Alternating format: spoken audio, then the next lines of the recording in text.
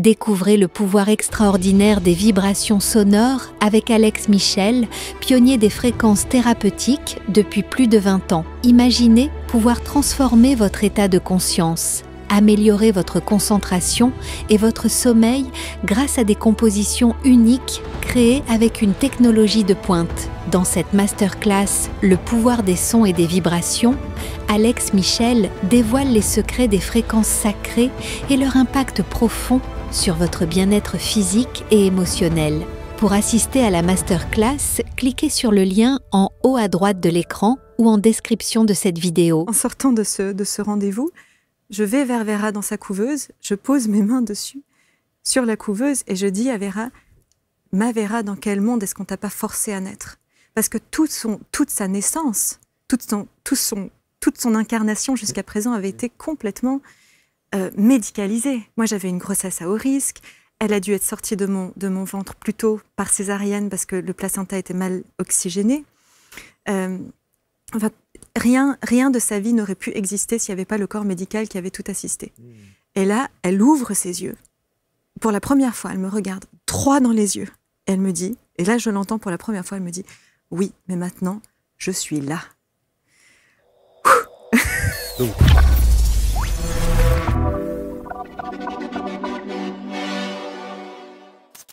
Chers amis, bienvenue, belle rencontre. J'en suis convaincu que vous allez pouvoir commenter avec bienveillance comme toujours et accueillir celle qui a accepté évidemment de raconter son parcours de vie et puis surtout ce qui lui permet de vous accompagner aujourd'hui. Peut-être si vous en ressentez le besoin au travers de votre expérience de vie aussi, eh bien c'est Charlotte Nordin qui est installée. Bonjour Charlotte. Bonjour. Merci, vous allez bien? Très bien, merci. Et vous? Vera aussi? Elle va très bien, merci. Elle va très bien. Et vous allez voir que Vera a une importance, puisque évidemment, elle fait partie de la vie de Charlotte, c'est votre fille. Ouais. Et elle a une petite particularité? Oui, alors Vera est née avec une maladie génétique rare qui a été diagnostiquée 4 jours après sa naissance, qui lui confère un polyhandicap et un autisme non verbal. Et d'autres troubles associés, il y en a un pléthore, alors, ça dont veut le dire TDAH. Que le seul moyen de communication que vous avez avec Vera? Pour l'instant, c'est la télépathie. C'est la télépathie. Même si elle est très forte aussi pour réussir à se faire comprendre auprès d'autres personnes. Elle communique comme elle peut, quoi. Elle les prend, elle les chope, et puis elle les amène là où elle veut qu'ils aillent. Et elle est très rigolote et très inventive. Mais pour nous, en fait, ça a été hyper important que je développe d'autres moyens de communication avec elle. Et ça s'est transformé en télépathie. En télépathie. Ça, ouais. C'est assez extraordinaire parce que vous allez nous expliquer évidemment le pourquoi du comment et nous dire qu'au travers de ce handicap, de cette petite fille, qui est une ado aujourd'hui, elle comprend tout ce qu'on lui dit? Elle entend tout ce qu'on lui dit? Absolument tout. Ok. Elle comprend tout. D'ailleurs, ça avait scotché mes beaux enfants à l'époque quand ils pensaient en fait qu'elle ne comprenait rien et puis que sa différence cognitive faisait qu'elle elle était coupée du reste du monde. Mais quand on lui parlait, tout d'un coup, elle... on était à table un jour et puis mon beau-fils qui dit un truc et puis passe-moi quelque chose et Vera tend sa main vers cet endroit. Et il n'en croyait pas ses yeux. C'était comme si en fait nous-mêmes on devait cognitivement rassembler les bouts entre ce qui nous semblait être impossible cérébralement en fait de ce qu'on nous a appris. C'est comme si ça nous apportait de désapprendre tous les systèmes de croyances qu'on avait eus jusqu'à présent, de qu'est-ce qui est ordinaire, normal, conscientisable et qu'est-ce qui ne l'est pas. Et là, tout d'un coup, ça ouvre tout un nouveau spectre de champs de perspectives en réalité. Qu'est-ce qui est normal et ordinaire alors pour vous? Alors pour moi, ça a été sacrément questionné. Bah oui. Je dirais en tout cas que pour moi, la normalité, c'est que Vera est un être humain comme un autre et qui a besoin d'avoir sa place ici, sur cette terre, et qu'elle a énormément de choses à nous apporter, non seulement à moi, qui suis aussi à quelque part son porte-parole, son verbe, ses mains, ses bras, je suis celle à travers laquelle aussi elle agit et qu'elle peut s'exprimer au monde. Et la normalité, c'est qu'elle est là, et que comme tant d'autres petits-enfants ou personnes autistes non-verbales qui ont un polyhandicap ou non, ils sont là pour nous apporter des messages. Ils sont là pour faire bouger les choses et pour apporter un nouveau paradigme aussi à cette terre, pour que nous, on puisse évoluer, pour que nous, on puisse changer notre regard sur cette norme. Parce qu'ils sont en train de faire trembler les murs de toutes nos conceptions et de tous nos systèmes de croyances. Et ça, c'est important de le voir et de le percevoir. Non pas en fait finalement comme une tare, mais comme une grande chance qu'on a de pouvoir accompagner ces personnes. Et pour moi, je pense qu'il n'y a en tout cas aucun hasard. Pour moi, c'est complètement normal que j'ai eu un enfant comme Vera, même si j'ai dû vivre un deuil incroyable, et puis des deuils qui se sont enchaînés à travers toutes les épreuves de vie qu'on a vécues ensemble. Mais en tout cas, c'est sûr et certain que cette place-là est la mienne et qu'elle est normale. Et qu'elle est normale. Et on va voir effectivement de quelle manière vous avez cette relation avec votre fille. Et donc je vous propose de me retrouver sur cette tournée incroyable de Constellation Intégrale pour expérimenter les relations parents-enfants, les vôtres, celles des autres, dans un partage inédit et une expérience que vous n'oublierez jamais. Si j'ai l'occasion de refaire une constellation, je la ferai avec Myriam. Aujourd'hui, c'est sûr et certain. J'en ai déjà fait d'autres, mais jamais à cette hauteur-là. Myriam Facio, lors de cette constellation familiale, c'était absolument extraordinaire. Vraiment magique. J'ai adoré Myriam. C'est une femme extraordinaire avec énormément de charisme, qui a beaucoup de connaissances. Et ces constelles sont très, très puissantes. Je recommande vraiment. Émotionnelle même. Et déjà à ce moment-là, je me sentais déjà plus léger, conscient que le processus était en cours et avait déjà commencé.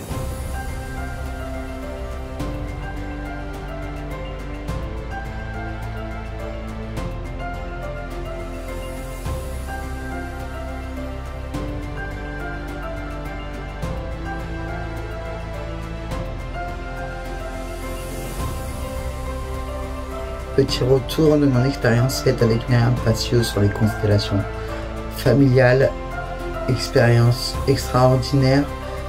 Si vous avez l'occasion, n'hésitez pas. J'en suis sorti grandi.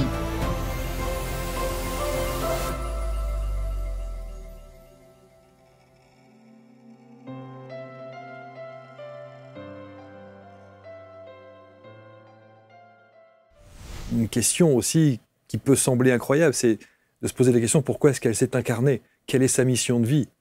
Et pourquoi, qu'est-ce qu'elle est venue vous enseigner également? Et on va voir qu'il y a des tas de choses, vous êtes liés même bien avant le fait qu'elle vienne s'incarner sur ce plan, si je puis dire, puisqu'il y a une dimension très spirituelle au travers de cette relation. Alors vous avez fondé une école, l'école de mystère d'Isis, c'est ça?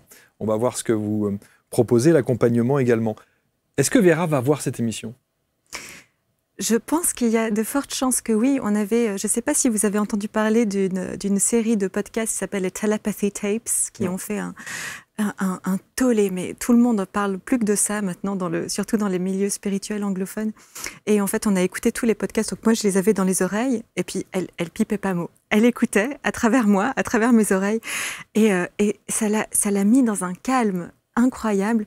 Donc c'est une femme qui est reporter, qui s'appelle Kai Dickens, qui a créé ce Telepathy Tapes, qui recense en fait plein d'enfants ou plein de personnes autistes non-verbales qui communiquent par télépathie avec leurs proches et qui sont là au fait pour nous apporter plein de messages. Et pour nous, ça nous a mis comme tous les bouts ensemble. Et que le fait d'avoir aussi ce backup-là, ce soutien-là de toute cette communauté qui soutient cette perspective, c'est comme si ça nous donnait le droit aussi, nous, de nous exprimer. Donc moi, j'avais déjà écrit le livre autour de Vera, l'importance de la licorne. Mais quand j'ai découvert que ces Telepathy Tapes existaient, ça a complètement changé mon monde. Parce que là, il y a des centaines de milliers de personnes qui ont adhéré et qui ont écouté ce programme, bien sûr en anglais. Mais ça, donc, ça a été assez extraordinaire. Donc, je pense qu'elle écoutera, elle aussi, cette émission. Mais au travers de ce que vous allez écouter, vous, en fait. Oui, elle ne peut pas l'écouter directement. Je dirais même plus qu'elle est plutôt là en train d'écouter maintenant. Évidemment. Évidemment. C'est pour ça que je parlais d'un autre plan et cette relation que vous avez qui ne se limite pas à ce plan terrestre. Exactement, oui. Elle est plutôt tout le temps en train de me parler dans mes oreilles ou des oreilles suprasensorielles, on pourrait dire. Quelle était votre relation à tout cet univers de télépathie, de spiritualité, d'autres plans, d'Isis, de vie antérieure, d'incarnation? Quelle était votre relation avant d'accueillir Vera? Oui, alors Isis est venue après Vera, mais un lien profond avec ce ce feu sacré qui brûlait en moi était déjà très très présent. Et je pense déjà dans l'enfance. Pour moi, il y avait quelque chose qui était à chercher, à comprendre et à éclaircir tout au long de cette vie. Et j'étais sur un chemin, un parcours initiatique, on pourrait dire, déjà très très jeune. Mais en grandissant dans une famille athée, comme pour beaucoup de personnes qui sont sur ce chemin, j'ai l'impression que souvent on vient s'incarner dans des familles qui croient pas du tout à ça, ou parfois même on peut manquer d'amour ou d'écoute, de compréhension, et on doit se construire en fait dans un environnement avec pas mal d'obstacles finalement, mais tout ça pour pouvoir transcender à quelque part et aller chercher la lumière dans une verticalité et dans une horizontalité qui est dans une force incarnée intérieure. Et à un moment, donc c'était en 2012, que Vera est venue à moi. Et je me souviens très bien qu'au moment de la conception, j'ai vu un immense flash de lumière et j'ai dit « Waouh !» Il s'est passé quelque chose là. Et c'était comme s'il n'y avait pas la Sathéna qui débarquait. Enfin, c'était assez... C'est vrai. Ouais, c'était une lumière blanche, très très puissante qui m'est apparue. Et pour moi, Vera est venue à ce moment-là comme pour scinder l'avant et l'après. Et comme si elle est venue dire, donc 2012 quand même, c'est pas n'importe quelle année, elle est Verseau, donc l'ère du Verseau, et elle nous dit, il y a l'avant et il y a l'après. Avant, t'as un petit peu rigolé avec tout ça, t'as trouvé ça un peu rigolo, tous ces trucs de spiritualité. Maintenant, le travail, il commence pour de vrai. Et là, en fait, ça te fout pas la paix. Là, ça te fait bosser pour de vrai. Mais comment est-ce que... parce que aujourd'hui, avec le recul, évidemment, vous l'expliquez de cette manière-là. Sauf que comment est-ce que vous avez perçu ça? Comment vous avez ressenti ça, comme une sorte de avant-après, en disant ça y est, maintenant je suis là, donc il va falloir peut-être changer et de mode de vie, de croyances, de relations spirituelles. Comment est-ce que vous avez vécu ça? C'est tout un monde qui s'effondre, en fait. Oui. D'ailleurs, c'est très rigolo parce que je m'aperçois, en fait, pour moi, cette question, elle est tellement symbolique aussi du jour qu'on est aujourd'hui. On est un portail du neuf dans une année 9. Et en fait, c'est ce chiffre symbolique où, en fait, on arrive à des fins de cycle. Et là, très clairement, Vera est venue pour signifier une fin de cycle aussi. C'est-à-dire, en fait, toutes ces constructions qui avaient été là jusqu'à présent, des systèmes de croyances, comme je le disais auparavant, elle est venue pour tout déconstruire. Donc tout ce que je croyais être, toutes les perspectives que j'avais autour de ma vie, toutes mes projections, tout a été balayé, effondré, pulvérisé. C'était quoi vos perspectives de vie? En tout cas, vous avez fait une carrière artistique, on va dire ça. Oui, elle a continué même après la naissance de Vera. Mais tout ce qu'on peut envisager pour soi-même, je n'avais pas tout défini, je ne suis pas dans un contrôle absolu non plus. Mais avec l'arrivée d'un enfant comme ça, on sait que plus rien ne peut être comme avant. Alors, il est évident que dès lors qu'on fait un enfant, plus rien n'est comme avant.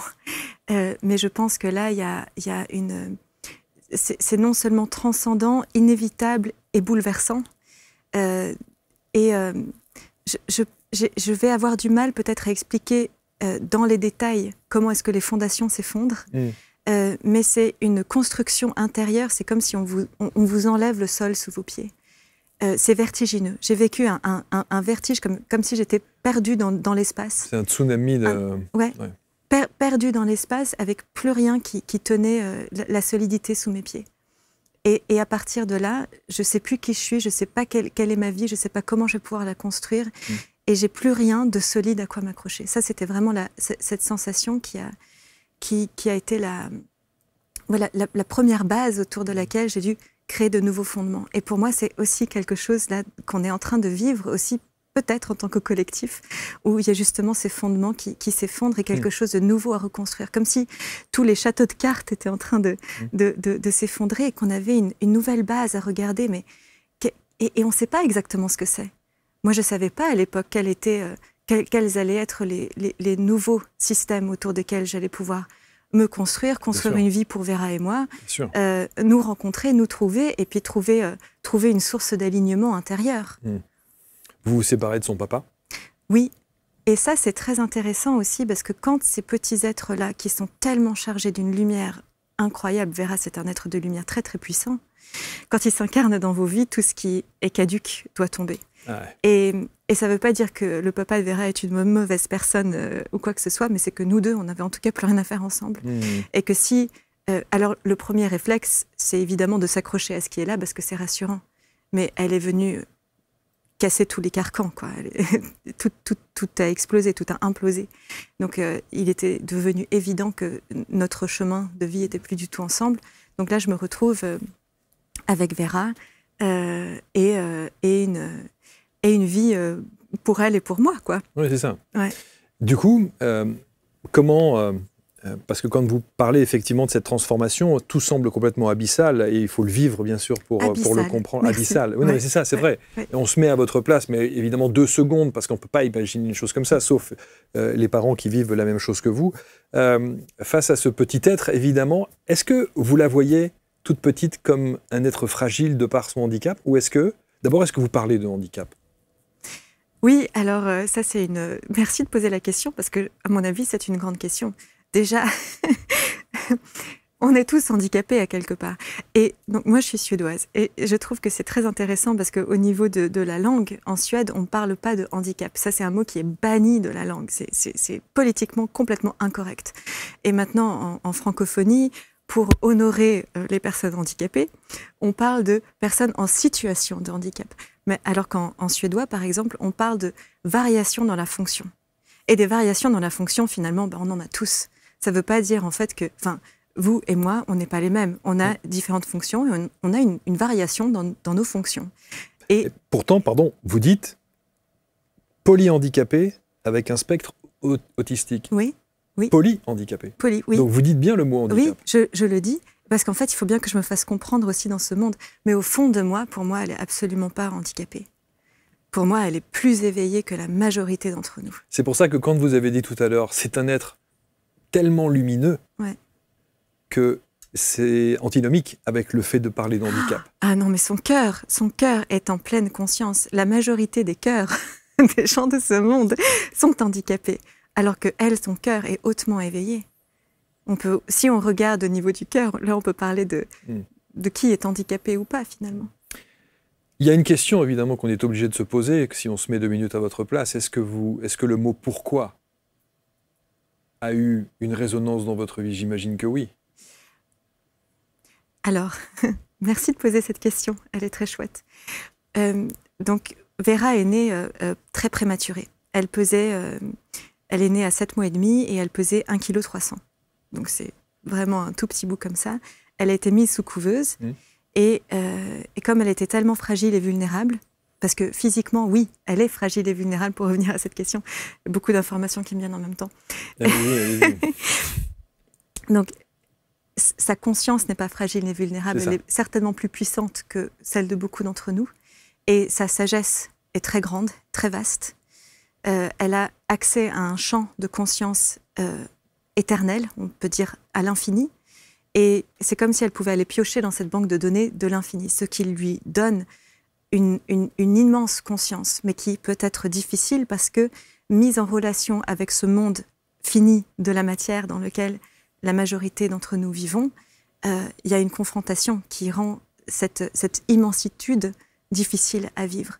Et au niveau physique, oui, elle a beaucoup de fragilité, d'où aussi le mot polyhandicap, parce qu'il y a beaucoup de domaines de son corps physique qui sont handicapés. Et ce qu'on appelle aussi le handicap mental, etc. Et la seule manière que je pouvais avoir de rentrer en relation avec elle, c'était en plongeant mes mains dans la couveuse, parce qu'elle devait rester dans cette couveuse à 36 degrés. Et puis, je pouvais la prendre sur ma peau pendant 30 minutes par jour, ce qui n'était vraiment pas grand-chose. Qu'autant vous dire que je passais mes journées comme ça. Mais oui. Alors, ce qui est assez rigolo, c'est que je suis guérisseuse aussi, donc c'était certainement pas pour rien aussi, j'étais là avec mes mains. Et puis c'est à ce moment-là que elle a ouvert. Donc, quand je sentais qu'il y avait quelque chose qui allait pas. Je la comparais en néonatologie aux autres enfants. Et je regardais. Donc, moi, c'était ma première fille, d'ailleurs, ma seule et unique enfant que j'ai eu. Vous avez des beaux enfants aujourd'hui. Oui, Vous en avez 3. Hein. Oui. Ouais. Et je voyais bien qu'il y avait quelque chose qui allait pas, mais pendant 4 jours, j'étais dans ce non-dit. je posais la question aux infirmières qui n'avaient pas le droit de s'exprimer autour de ça. Eux savaient. Bah, elles s'en doutaient bien qu'il y avait quelque chose qui n'allait pas. Vera, elle avait quand même une pilosité assez grande. Elle avait des petites mains, des petits pieds par rapport aux autres enfants. Même si elle était prématurée, il y avait quelque chose qui se voyait qui était pas de l'ordre de la normalité ou de quelque chose d'ordinaire. Et donc 4 jours après sa naissance, on a été convoqués par...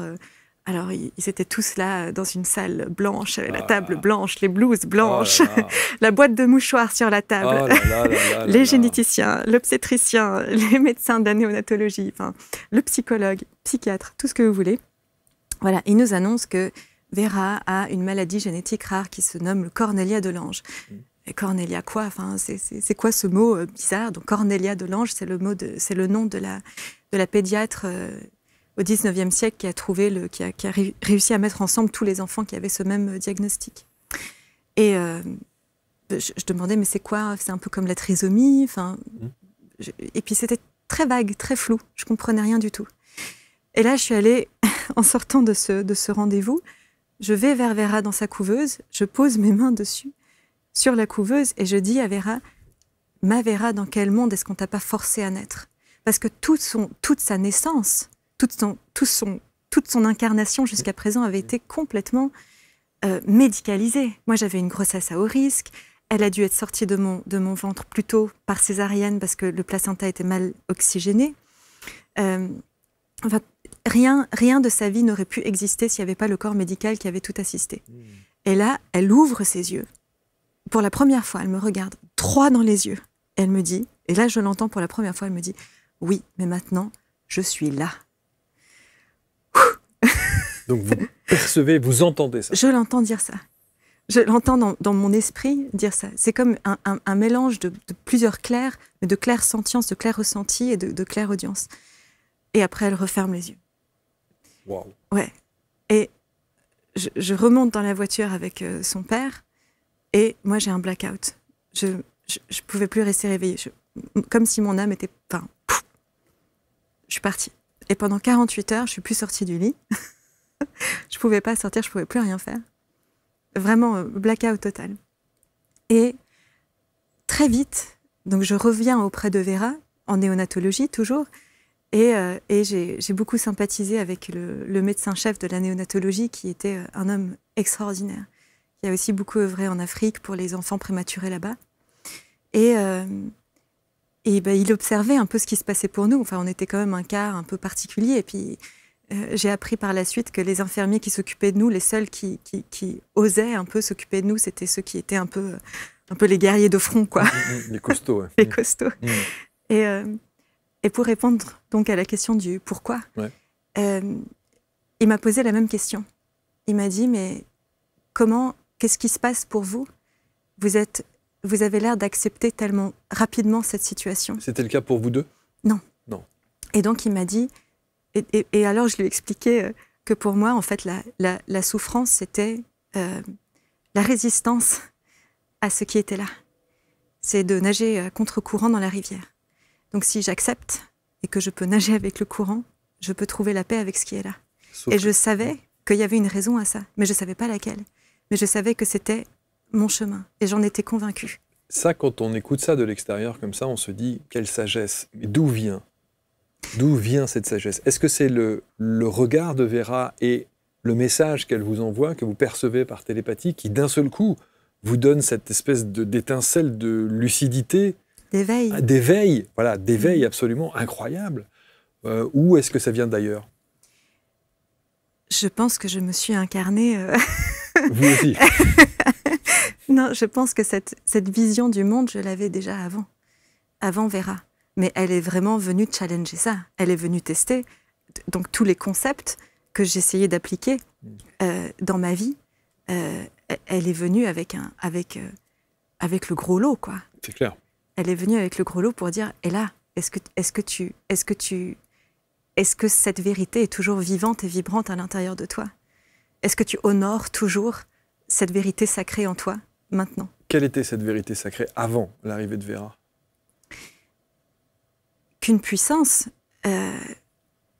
supérieure, j'allais dire véritable conscience, est là auprès de nous et que nous faisons partie de cette conscience-là et que nous sommes en collaboration avec elle, non seulement téléguidés par elle, quelque part, mais aussi nous co-œuvrons avec elle pour orchestrer ce qui a besoin d'être là. Donc vous aviez déjà cette ouverture-là. Oui.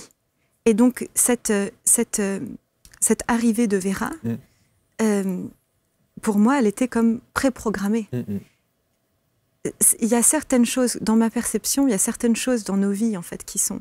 On peut choisir différents espaces-temps, spatio-temporels, on pourrait dire, en fonction des choix qu'on fait, mais il y a certaines choses, certains moments clés qui sont là et qui ne sont pas autrement.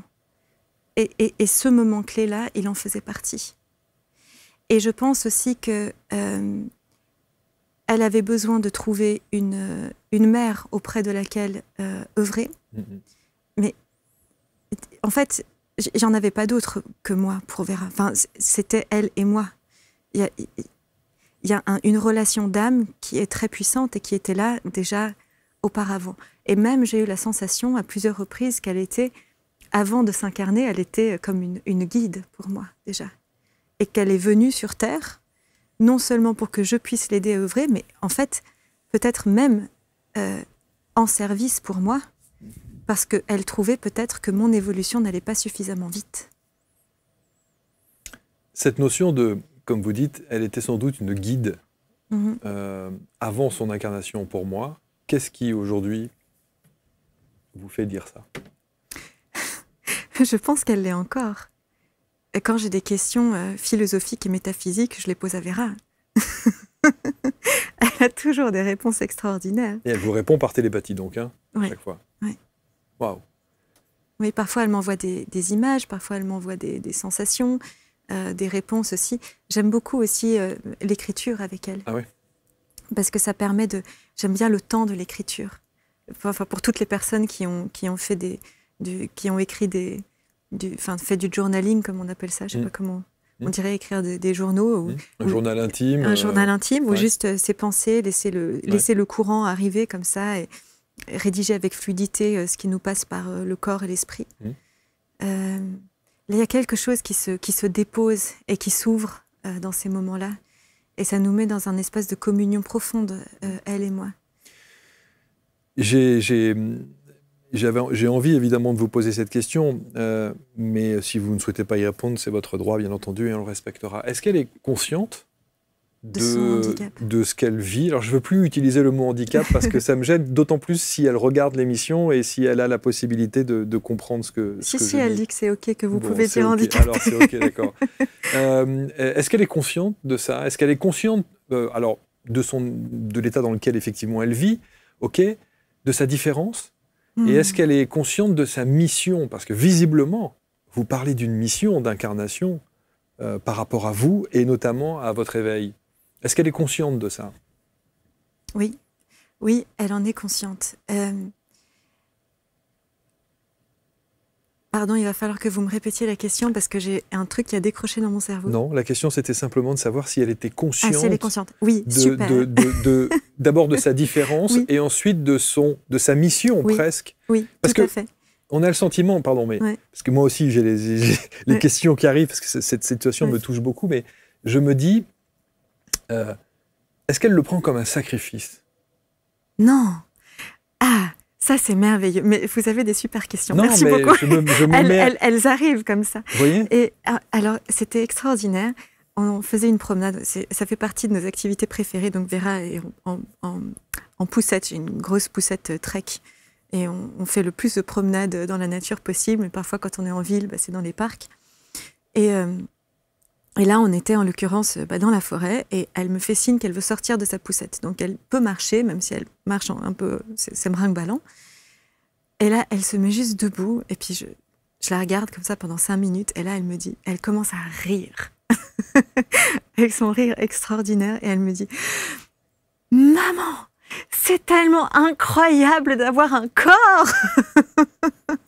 Je suis tellement heureuse d'être là. » Par télépathie, hein, oui, toujours. Oui. Mais avec son rire et elle est là et elle arrive même plus à s'arrêter tellement qu'elle explose de rire de cette joie quasi extatique de pouvoir juste être là et d'avoir un corps et d'être dans la nature. Waouh.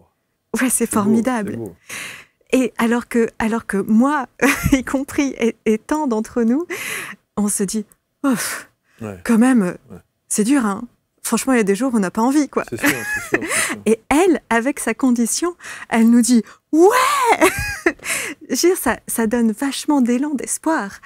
Et en même temps, qu'elle vit ces moments extatiques de présence à son soi et à ce tout qu'elle incarne aussi ici, sur cette terre, avec ce petit corps tout étriqué qui a été très inconfortable pour elle à intégrer.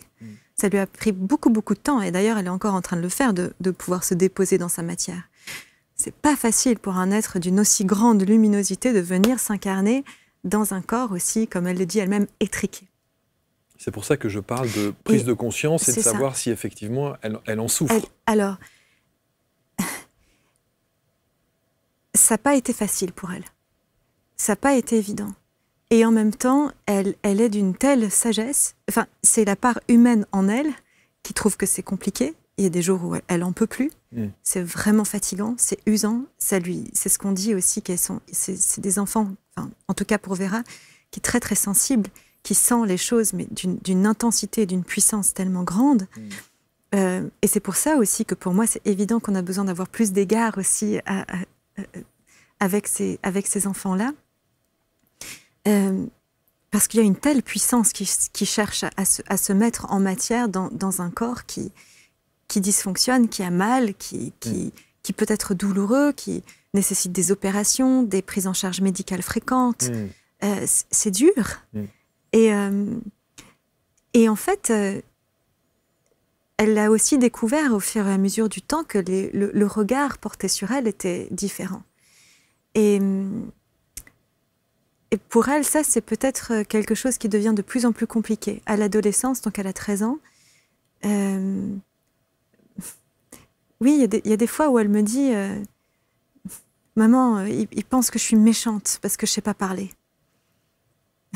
Je dis « Bah... » Alors du coup, je vais vers les autres enfants avec lesquels elle est, et puis je leur explique « Vera, elle n'est pas méchante, hein, si jamais, parce qu'elle ne sait pas parler. » Puis il me regarde comme ça, et puis je dis « Vous pouvez lui parler, il n'y a pas de souci. » Et à moi de faire aussi le boulot, un peu de faire le lien.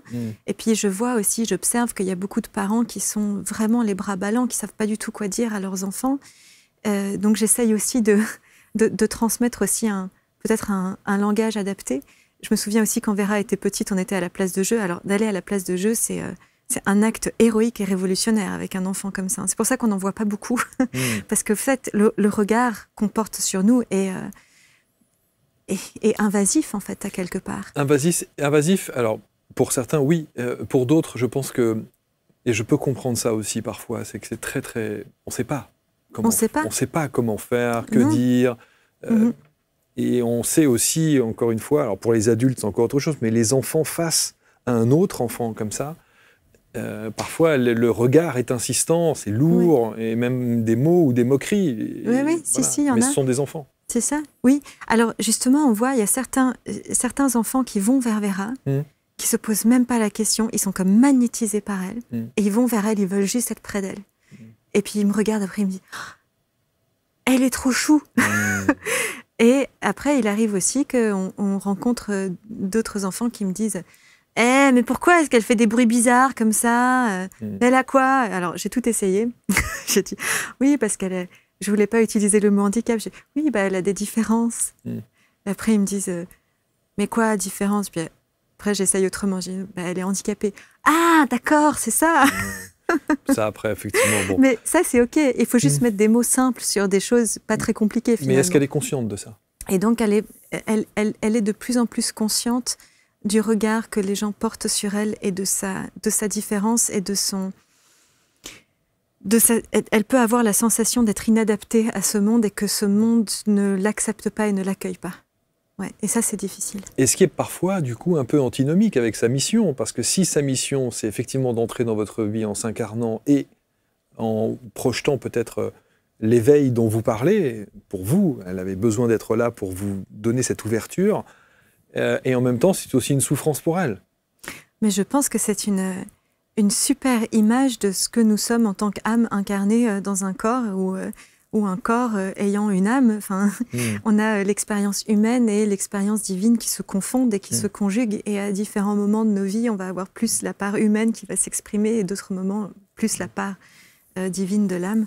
Et Vera n'est pas exemple de ça. Alors, on va voir évidemment l'école de Mystère d'Isis, c'est aussi fascinant de voir de quelle manière vous avez aujourd'hui envie d'impacter, en tout cas peut-être d'œuvrer pour que d'autres personnes qui se trouvent dans cette situation, la même que la vôtre, d'abord, il y en a beaucoup des gens qui sont dans la même situation que vous, avec ce degré de différence.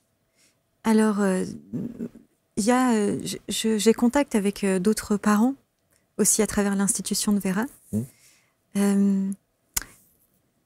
J'en rencontre et je trouve que, oui, en fait, mais tous les handicaps sont très différents, toutes les différences sont très différentes. Bien sûr, bien sûr, bien sûr. Et c'est toujours très riche de rencontrer d'autres parents et de pouvoir partager. Et j'ai pris beaucoup, beaucoup de temps avant de commencer à avoir envie de partager mon expérience avec eux. J'avais d'abord besoin de découvrir Vera et de découvrir qui nous on était, elle et moi ensemble, et de découvrir notre lien avant d'être teintée par le regard que d'autres parents portaient sur leurs enfants et sur leur réalité. Donc ça m'a pris presque 10 ans avant de rentrer en contact avec d'autres parents. Et aujourd'hui, il est important pour moi de prendre en considération aussi qu'avec tout le chemin parcouru, je peux être une personne ressource pour des personnes qui viennent d'avoir ou de mettre au monde des enfants qui sont... qui ont une différence. J'allais dire qui sont hors de la norme. Et quand j'ai réalisé ça, en fait, c'était même j'avais rendez-vous avec une psychologue et pédiatre autour de Vera. Et c'est elles qui m'ont dit « Ah, mais avec tout ce que vous avez fait, le livre que vous avez écrit, tout ce que vous avez entrepris, vous êtes une personne ressource maintenant pour d'autres parents. » Ah oui, c'est vrai, effectivement. À mon tour maintenant d'œuvrer et d'accompagner... Enfin, je ne vais pas forcer mon accompagnement sur qui que ce soit, on s'entend. Mais en tout cas, il y a un message qui a besoin d'être porté. Et j'ai eu la chance de pouvoir parler devant des audiences de plusieurs centaines de personnes. Et ces moments de partage ou de témoignage ont en tout cas contribué pour beaucoup de gens qui me disent que même sans avoir forcément un enfant en situation de handicap, que ça ouvrait leur cœur. Et que... Enfin, tant de parents que je rencontre qui me disent « mais je ne vais plus jamais râler sur mes enfants, en fait. »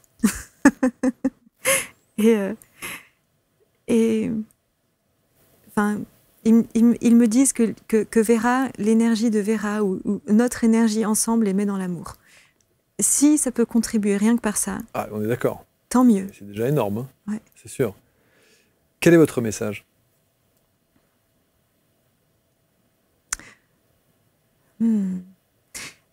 Je vous coupe, mais vous savez qu'à chaque fois que je vous pose une question, j'ai le sentiment que vous attendez la réponse et la validation de Vera de l'autre côté. Ah oui ? J'ai l'impression que ce temps d'arrêt que vous mettez entre le moment où je vous pose la question et votre réponse, j'ai l'impression que vous cherchez une sorte de... cette fameuse télépathie dont vous parlez avec Vera, qui est restée évidemment à la maison, mais vous voyez, j'ai le sentiment là, je me dis, tiens, est-ce que ce temps d'arrêt, c'est ça ? Je dois intégrer j'essaye de ne pas parler depuis mon mental. J'essaye de parler depuis l'intelligence de mes cellules plutôt que de parler depuis le mental. Et c'est pour ça que je dois d'abord sentir ma réponse. Et si elle ne vient pas immédiatement, c'est que... en fait, c'est tellement vaste comme question qu'est-ce qu'on cherche à apporter ? Qu'est-ce que je cherche à apporter ? Et... tout d'abord, j'ai l'impression qu'on ne prêche pas parce qu'on dit, mais par notre exemple. Et vous avez envie d'être un exemple ? Pour moi, surtout en tant qu'enseignante spirituelle, comme vous le disiez, vous nommiez l'école de Mystère d'Isis, il m'est inconcevable de témoigner de quoi que ce soit, de parler de quoi que ce soit, d'enseigner quoi que ce soit, que je n'ai pas moi-même expérimenté et que je n'ai pas moi-même transcendé, on pourrait dire.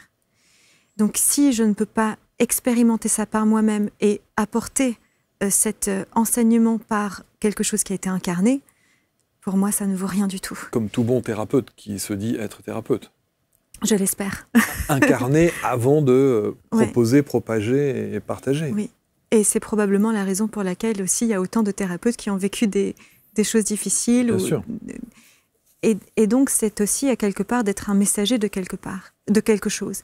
Et je ne sais pas exactement quel est ce message, mais je suis mue par une force intérieure qui me pousse continuellement à essayer d'être au plus juste et au plus droit en fonction de l'instant T, du moment donné et de la situation que j'ai en face de moi. Et d'essayer d'apporter cette clarté qui cherche à s'exprimer à travers moi. Alors, sans parler de message, quel est votre accompagnement? Parce que quand vous mettez thérapeute holistique et enseignante, quel est votre accompagnement?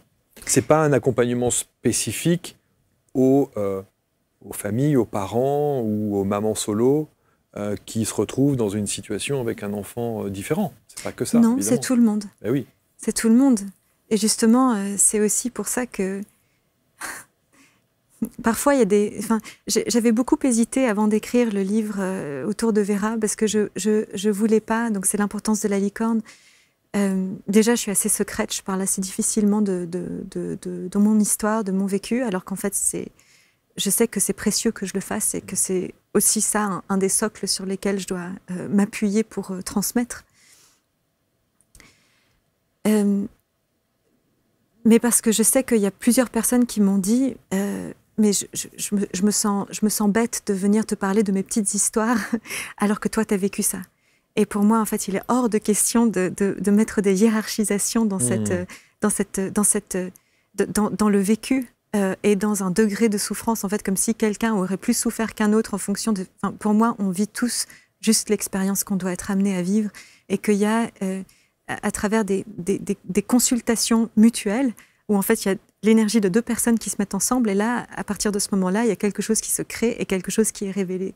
Et moi, je peux être cette personne face à laquelle l'autre peut se mettre et être le miroir de cette personne quand elle a besoin de révéler quelque chose, peut-être dans son angle mort ou quelque chose que son âme cherche à lui communiquer et qu'elle n'a pas forcément vu. Et moi, la première, j'ai aussi besoin de mes pairs à des moments parce que je suis dans des impasses et que je suis face à un angle mort de quelque chose que je ne vois pas.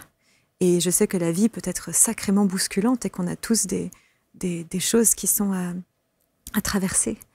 Donc cet accompagnement, pour moi, il est non seulement au niveau individuel, mais aussi, et ça c'est arrivé plus tard, comme je disais aussi avant, Isis est arrivée après Vera. C'est à travers le deuxième livre que j'ai écrit. Donc j'ai d'abord écrit L'importance de la licorne, qui est mon récit de mère proche aidante auprès de mon enfant. Et ensuite est apparue dans ma vie Isis. Et autant vous dire que Isis, je la calculais pas du tout. Pour moi, c'était un hiéroglyphe, quoi. C'est ça. Un papyrus. C'est ça. Et ça a été très puissant. Elle m'a dit, maintenant, c'est toi et moi. Alors, où, quand, comment? Eh ben, j'étais en train de méditer et elle est apparue. Mais en fait, j'avais déjà eu quelques prémices de sa présence parce que, en tant que thérapeute énergétique, parfois on fait des échanges avec d'autres personnes. Et puis, j'avais d'autres femmes qui m'avaient dit « Ah, c'est étonnant, il y avait beaucoup... je sentais la présence d'Isis. » Et puis, elle me disait « Je ne vois pas souvent Isis dans les soins que je donne, mais là, elle était vraiment très là. » Puis moi, je disais « Ah bon, Isis... » Enfin, c'était pas mon kiff, quoi. C'était pas... Ouais. Et puis, j'étais pas attirée par l'Égypte antique. Enfin, rien de tout ça. Et donc, je poursuis je suis intriguée quand même. Je me dis, il y a quelque chose qui a besoin d'être vu, là. Donc, je continue à faire des méditations où je me mets à disposition de son énergie. Et là, on rentre en communion, elle et moi. Et je vis des activations dans mon corps, dans mon corps énergétique, dans mon corps même physique, enfin, tout ce qui est vibratoire. Et progressivement, je comprends que je vais écrire un livre avec elle. Alors c'était assez simple, en fait, elle a écrit enfin, chaque chapitre est une question qu'elle pose. Donc j'avais toutes les questions, et ensuite j'ai rempli, j'ai rempli les questions. Donc je me mettais derrière mon ordinateur et ça venait. Et ce qui était assez intéressant, c'est que pendant ces périodes de canalisation, c'était presque difficile. Enfin, j'ai dû apprendre aussi parce qu'il y a le cerveau gauche et le cerveau droit qui fonctionnent en même temps. Donc, je tape assez vite d'habitude, mais alors là, je tapais beaucoup moins vite. Et je me souviens que c'était mon mari qui me disait qu'il était en train de bosser dans la pièce à côté. Il a dû arrêter parce qu'en fait, l'énergie était trop forte. Il n'arrivait plus à se concentrer. Et c'est vrai que plus j'entrais... donc, en fait, je l'ai écrit en deux fois. Donc ça demande quand même beaucoup de présence. C'est difficile d'écrire des livres. Enfin, pour toutes les personnes qui l'ont fait, c'est difficile. Et moi, j'étais dyslexique, dyscalculique, j'étais pas bonne à l'école, j'avais 0 à toutes mes dictées. Si on m'avait dit, et mes expressions écrites, c'était jamais fou. Moi, j'aimais bien les matières artistiques.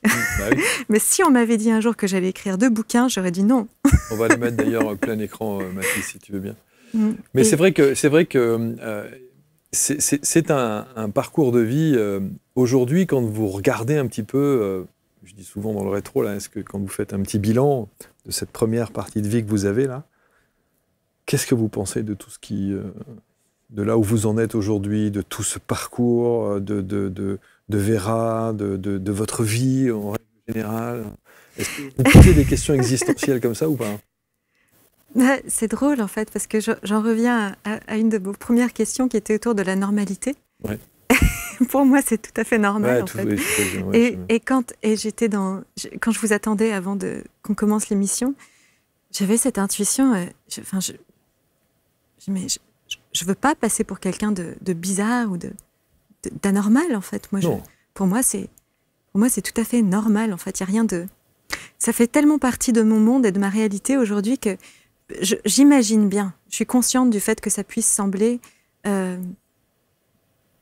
étonnant ou différent. En tout cas, on peut comprendre sans le vivre, on peut comprendre, parce qu'il faut le vivre, je pense, pour être complètement, pouvoir en parler d'une manière aussi vraie et authentique, mais on peut comprendre que, au-delà de l'amour que vous avez pour Vera, au-delà de cette jeune fille rayonnante, lumineuse, qui a changé complètement, qui a bouleversé complètement votre univers, on peut comprendre qu'il doit y avoir aussi des moments, bien sûr, de doute, de questionnement, de pourquoi qui reviennent de temps en temps, ou pas? Alors, ces questions-là, je ne me les pose plus. En revanche, des dépressions, des burn-out, tout ça, j'en ai traversé avec des moments où je ne sais plus comment je vais faire pour tenir, où j'ai de nouveau cette sensation que mon monde s'effondre parce que j'ai plus les ressources. Mais je perçois aussi comment, en fait, quand c'est au moment où j'avais plus d'aide dans la matière, parce qu'en fait, il n'y avait personne. Quand c'est la crise, c'est dans l'instant T, et quand on est là seul, je peux appeler tous les numéros d'urgence, en fait, je l'ai fait, mais il n'y avait pas de solution. Et donc, en fait, pour moi, ça a été...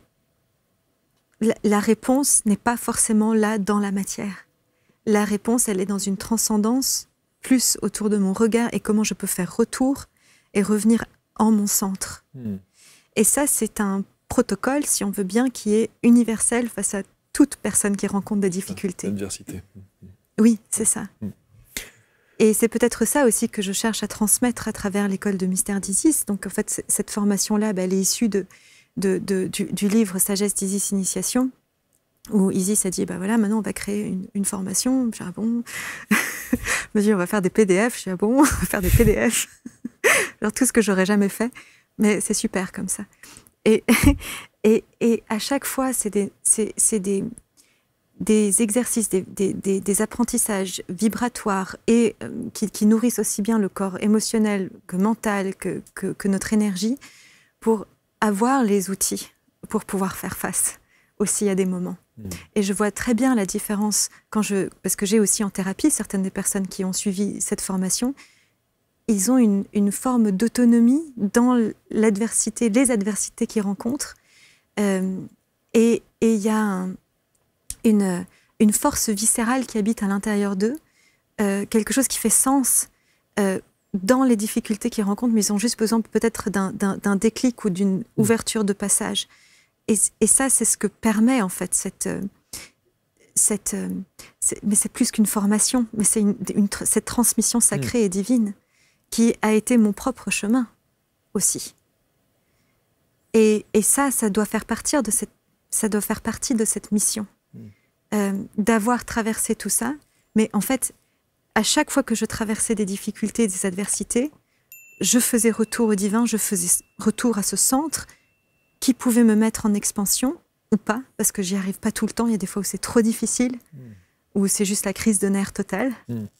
Ça, je m'en cache pas, hein, je suis vraiment humaine aussi avec ça.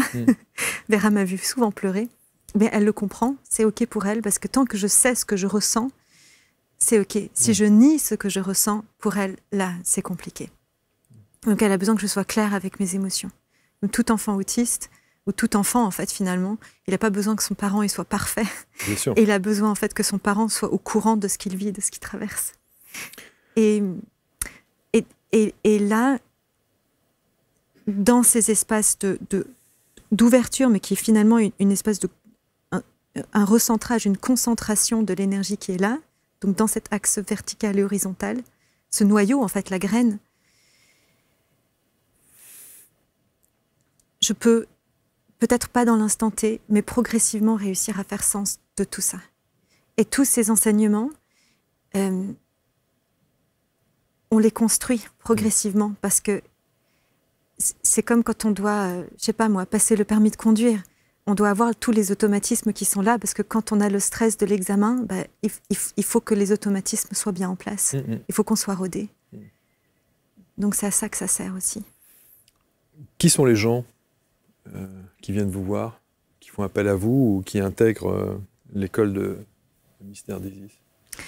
Mais j'ai de tout, j'ai des hommes, j'ai des femmes, enfin ils sont des gens que j'aime profondément, vraiment. Toutes les personnes qui viennent, j'ai l'impression de les reconnaître. Il y a comme une résonance d'âme comme ça qui est très belle à ressentir. Et il dure combien de temps votre accompagnement? Alors justement, il a été divisé en 3 modules, parce que c'est quand même une formation qui est assez longue, qui dure 15 mois. Ah oui. Ouais. Et on se rencontre toutes les quinzaines. Mais il y a besoin de 2 semaines, en tout cas, pour pouvoir intégrer tout ce qui est transmis. Et donc, en fait, il y a le module 1, le module 2, le module 3, et on a le choix de s'arrêter entre chaque module. Mais pour l'instant, les gens ne s'arrêtent pas, ils continuent. Et là, j'ouvre aussi la voie de prêtrise pour toutes les personnes qui ont suivi la formation initiale. Et la voie de prêtrise, c'est comment se mettre au service de ce grand tout. Il y a 15 ou 16 ans en arrière, si on vous avait dit que vous seriez en train d'ouvrir une école de Mystère d'Isis, que vous vivriez tout ce que vous vivez là. Moi, je voulais être artiste à l'époque. Mais bien sûr, c'est ce que je voyais dans votre parcours. Ouais, mais je suis super heureuse de ma vie dans cette carrière artistique, mais elle avait vraiment aussi une fin. Une fin, oui. Et tout d'un coup, c'était pouf. C'est non, je veux plus. Ça, c'est terminé. Et comme pour beaucoup de personnes, c'est venu dans la période Covid, où tout d'un coup, maintenant, tu passes à autre chose. C'est comme si j'entendais mes guides à ce moment-là qui me disaient « Là, tu as suffisamment joué, maintenant tu passes aux choses sérieuses. » Et ça n'a pas été facile. Ça n'a pas été facile parce que dans mes propres schémas, j'avais beaucoup de croyances de ne pas être à la hauteur, de ne pas savoir faire, de ne pas avoir de valeur. Vraiment, j'ai une grosse souffrance de ne pas avoir de valeur du tout, d'être rien. Et de pouvoir Et puis avec toutes ces dépressions, toutes ces nuits noires, ces burn-out, ça m'a demandé des ressources. J'ai dû vraiment aller chercher dans les tréfonds de mon être pour aller raviver ça et fonder quelque chose. Autre point aussi, pour finir, mais c'est vrai que c'est formidable, c'est que vous avez refait votre vie. Ouais. Avec quelqu'un qui a 3 enfants. Ouais. Donc vous êtes belle maman de 3 enfants. Qui sont grands maintenant, c'est des adultes même. Bon. Mais c'est ce que je dis souvent, et je sais de quoi je parle, et vous êtes un package. Ouais. Oui, alors avec Vera, ouais. Vous êtes un package. Et il faut savoir aussi que pour moi, il est assez évident que l'homme avec lequel je suis aujourd'hui, on a un lien d'âme qui est très, très puissant aussi. Sans doute. Donc nous, on s'est vus, on s'est reconnus immédiatement. Et ça a été, on a dû tout lâcher l'un pour l'autre. C'était transcendant. C'était le feu qui brûlait. Et puis et ça n'a pas été facile. Cette vie de se mettre ensemble, ça a été un amour fou et tous les obstacles qui arrivent derrière. Et bien sûr. Comme ça arrive beaucoup pour ces liens d'âme qui sont forts. Mais on y fait face. Et j'ai l'impression que c'est tellement enrichissant aussi. C'est pas facile, mais c'est très riche. Est-ce qu'il arrive à communiquer avec Vera, comme vous le faites ou pas? Alors c'était très drôle au début parce que je le voyais très silencieux quand il était avec Vera et moi. Et puis il me disait non mais là je parle avec Vera. Et puis je dis donc il parlait dans sa tête avec Vera. Puis je disais et puis je demande à Vera, tu entends ce que dit elle appelle Raph Papa. Il s'appelle Raphaël. Et elle me dit non, c'est trop brouillon dans sa tête. Et alors, ça pardonne pas. Hein. Non, mais ça c'était il y a longtemps. Et donc en fait, il a fait l'effort de clarifier son esprit. Et maintenant, elle l'entend. Maintenant, et lui, il peut ressentir aussi de plus en plus les messages de Vera. Donc il s'est ouvert aussi à ça. Oui, complètement. C'est beau. Hein. Ouais. Donc on forme un beau triangle, une belle, il y a une belle constellation. Ouais, c'est ça. Et après, ça n'enlève absolument en rien la sacralité aussi des liens avec ses autres enfants. Hein. Bien sûr. Mais bien sûr, c'est sûr qu'il y a, pour moi, il y a en tout cas quelque chose de très sacré qui se passe entre nous trois. Et c'est vrai que quand on est dans des familles recomposées comme ça, beaucoup savent à quel point c'est souvent difficile, que tout match, tout s'embrique bien et tout fonctionne. Ouais. Et si en plus de ça, on ajoute, entre guillemets, une petite difficulté autre, même si Vera, excuse-moi, je ne veux pas parler comme ça, tu sais que je ne pense pas ce que je dis, on peut imaginer que ce ne soit pas tous les jours très simple aussi. Non. C'est sûr. Non, d'ailleurs, on a essayé de faire cohabiter nos deux familles qui se rassemblaient. Bien sûr. Et on s'est vite rendu compte que ça n'allait pas être possible parce que Vera avait ses besoins spécifiques et 3 autres enfants qui sont ordinaires, ils ont leurs habitudes, ils ont besoin de courir, ils ont besoin de se dépenser, ils ont leurs activités qu'eux peuvent faire et qui sont juste trop extrayantes et trop stressantes pour Vera. Donc on a aussi vécu, même si on a vécu de très belles choses, on a aussi vécu sous le même toit, mais presque sous forme de colloque à des moments, et de se retrouver là où on pouvait se retrouver. Et j'ai l'impression que ces cheminements-là aussi, ils continuent. Moi, en tout cas, je suis heureuse maintenant du lien que j'ai réussi à construire avec eux. C'est précieux aussi. Bien sûr, c'est important. Et puis c'est très important aussi de se sentir épaulé, de partager aussi. Oui.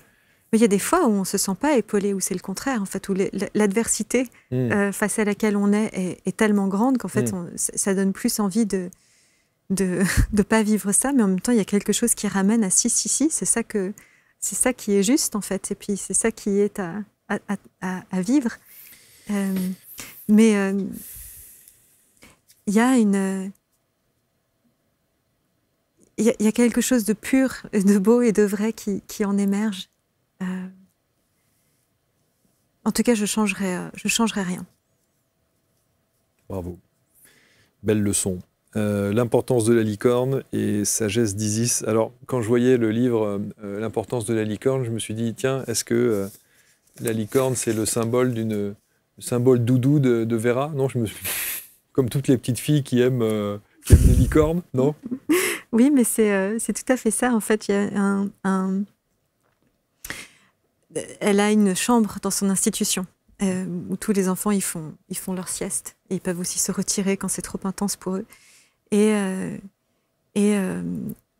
un jour, je voulais que Vera elle puisse avoir quelque chose qui lui plaise dans cette chambre. Donc j'ai fait beaucoup de dessins pour elle dans sa chambre. Je l'ai décorée. Et j'étais dans un grand magasin et là je vois un doudou de 1 mètre, une licorne toute rose. Et je me dis, tiens, ça c'est la licorne pour Vera. Ben oui. Et donc je la portais sous le bras comme ça dans la rue pour l'amener jusqu'à son institution. Puis j'avais des grands sourires de gens dans la rue qui regardaient, tiens, celle-là elle a une grosse licorne. Hein. Ça. Et donc voilà, je l'ai apportée à Vera dans son institution. Elle a tout de suite baptisé Merveille. Et pendant longtemps, je ne savais pas si c'était Vermeil ou Merveille, mais c'est bien Merveille. Voilà. Et donc ça, c'est l'importance de la licorne parce que c'est le lien entre Vera et moi, le monde institutionnel et qu'est-ce que ça... Enfin, c'est ce symbole-là, en fait, aussi. J'étais en train de me dire... les parents qui nous écoutent, qui sont face effectivement aussi à des enfants différents comme Vera, est-ce que au travers de l'école, au travers de votre accompagnement, au travers des formations, est-ce que vous apprenez aussi à développer ces facultés de télépathie? Ça ne fait pas partie du cursus. Ça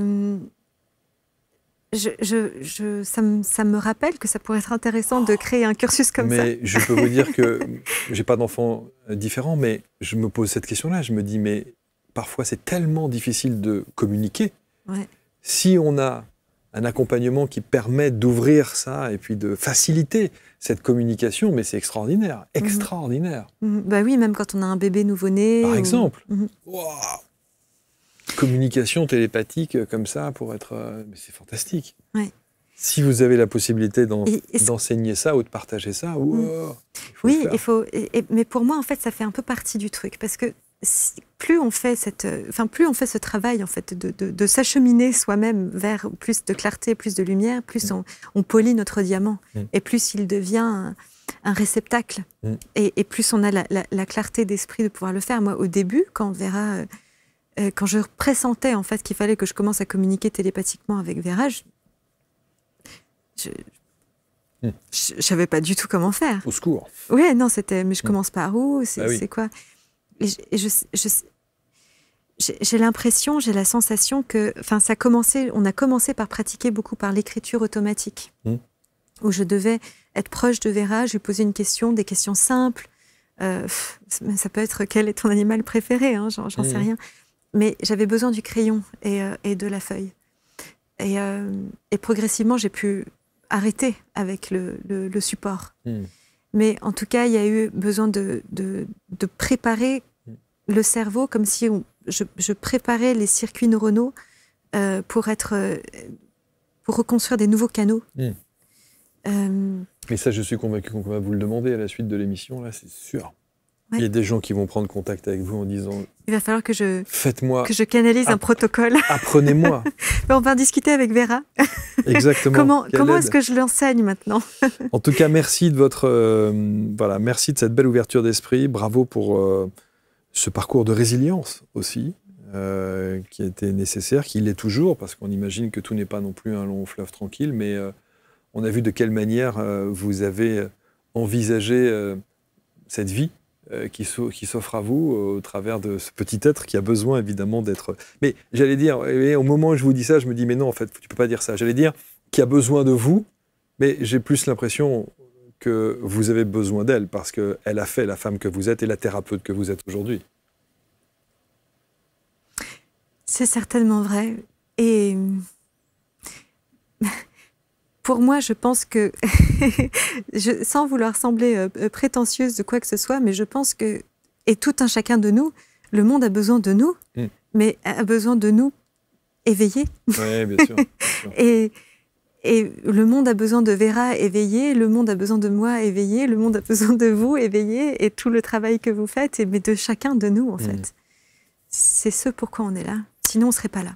Charlotte Nordin, vous avez tous les liens autour de la vidéo pour rentrer en contact avec Charlotte, les liens de l'école de mystère d'Isis également, les ouvrages, bien entendu, qu'on vous met aussi à disposition, les réseaux sociaux. Vous avez une chaîne YouTube aussi? Oui. Ouais. Charlotte Nordin. Bah oui, tout je vois facile. ça. Merci beaucoup, Charlotte. Merci à Faites vous. une bise à Vera, J'y manquerai à pas. Raphaël, à toute la famille. J'y manquerai pas. Voilà, et puis que Raphaël aille dans une autre pièce quand l'énergie est trop intense. Hein. Qu'il change de pièce, hein, Raph? Vas-y, éloigne-toi un peu. Bon, et tu reviens quand elles ont fini de discuter. Hein. Voilà, comme ça, c'est pas mal. Merci infiniment. Merci. Prenez soin de vous et évidemment, vous commentez avec bienveillance. Et on se retrouve très vite pour une prochaine rencontre. Salut.